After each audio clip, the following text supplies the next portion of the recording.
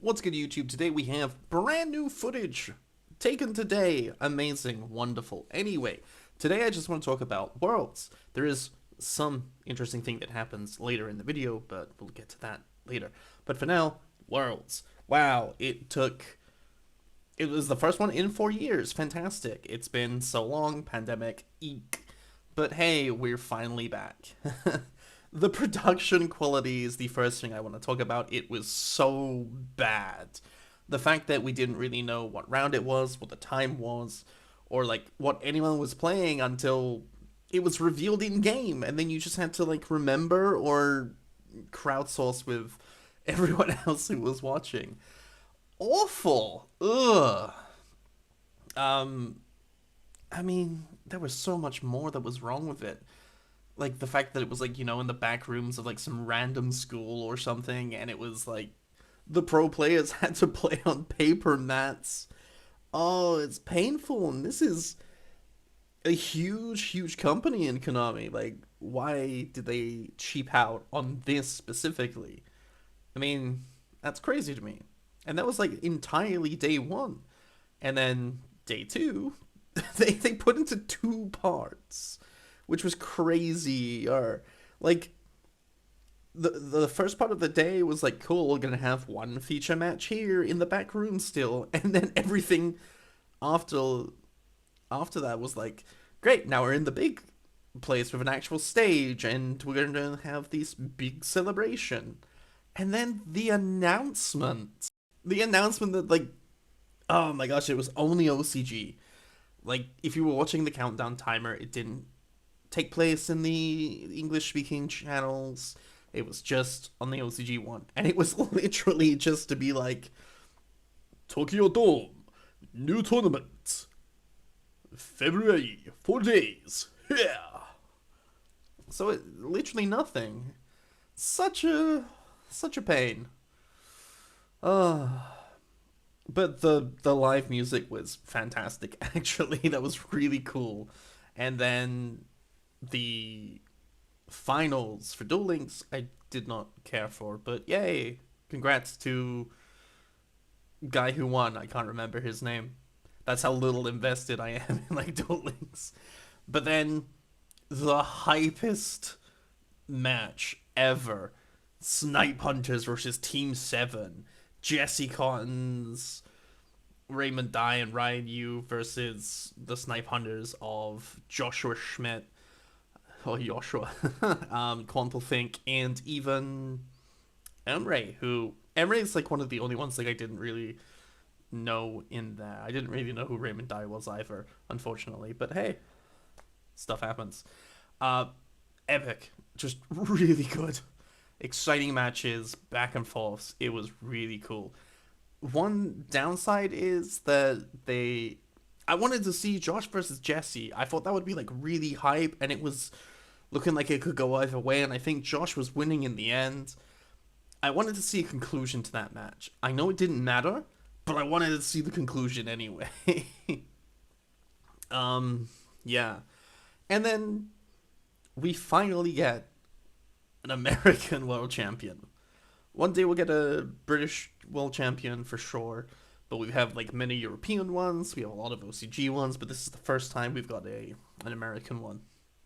So finally, America has something to be happy about in Yu-Gi-Oh. um, Overall, like,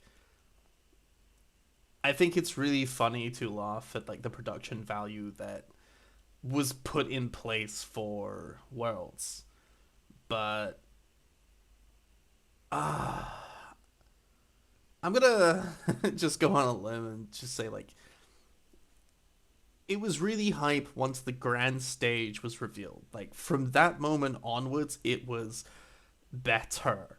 They still messed up a few things. Like there was the one the one slide that just kept rolling back and forth for whatever reason, and then they got Paulie Aronson and Juan's name wrong all the time. They just swapped them around for whatever reason. Like someone in Konami is gonna get fired. Unfortunately, maybe, probably not. But hey, I think overall Worlds was pretty good, and I do have some ideas on like what could be done better. But we'll talk about them after this quick break.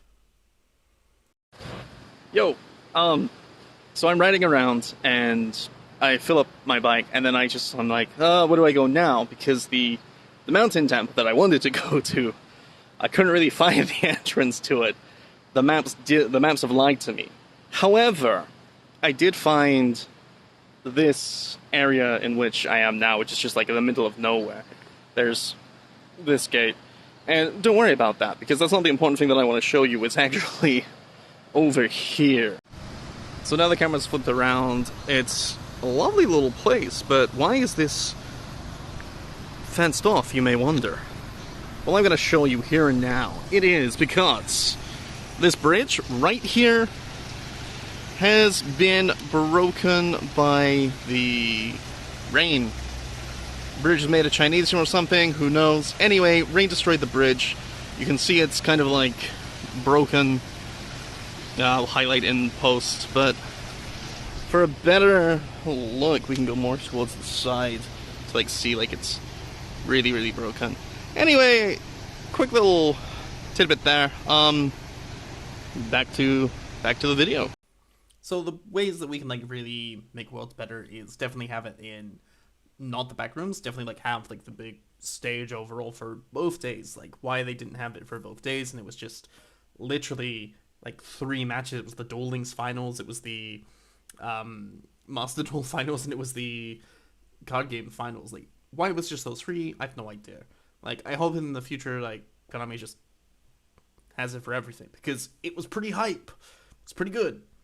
The fact that it wasn't like day one, the gap between like each match was like really kind of long, and they had Master Duel at the same time, and it was, you could just go back and forth between streams, and that would like really eat up your time, and you'd see everything and it'd be okay. But my feelings between like day one and day two are very different. Day one I thought was like completely just bad, and then like day two was just like, it started really bad, but then it got gradually better and better. But the big takeaway I think from this is that it doesn't matter the production value on Yu-Gi-Oh itself.